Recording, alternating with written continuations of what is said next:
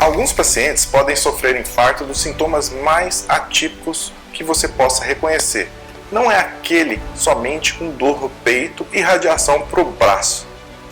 Hoje eu vou falar dos sintomas que você nunca imaginou que poderia ser de um infarto.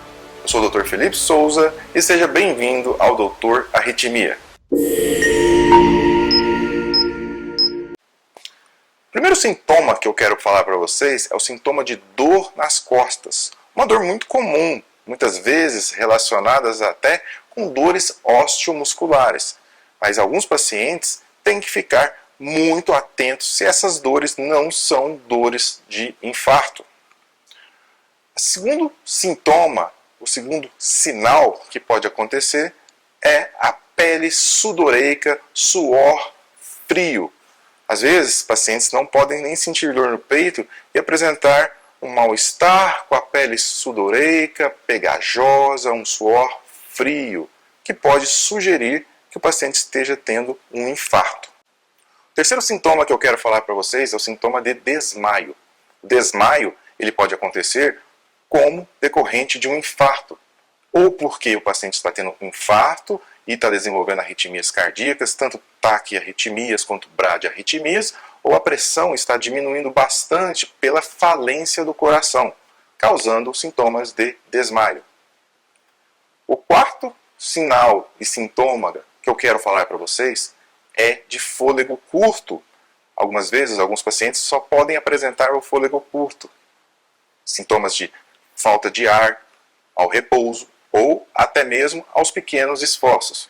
Então esse sintoma é um sintoma que deve ser sempre avaliado. Uma causa de dispneia, teremos que descartar um infarto. O último sinal, esse com certeza muitos desconhecem, que é o soluço. O paciente tem soluço e esse soluço pode ser um tipo de infarto muito característico da parede inferior do coração, causando irritação no diafragma. E essa pequena irritação, o paciente tem apenas soluços. E isso já aconteceu na minha prática clínica. O paciente vem apenas soluçando, já passou por um monte de tratamentos e, a hora que vamos ver, fazemos um eletro e é um infarto agudo do miocárdio. Então, esses sinais são para vocês entenderem que não é só dor no peito. Existem populações de indivíduos mais susceptíveis a dores que consideramos atípicas, ou infartos, ou sintomas que consideramos atípicos. São eles: mulheres, afrodescendentes, pacientes muito idosos e os pacientes diabéticos.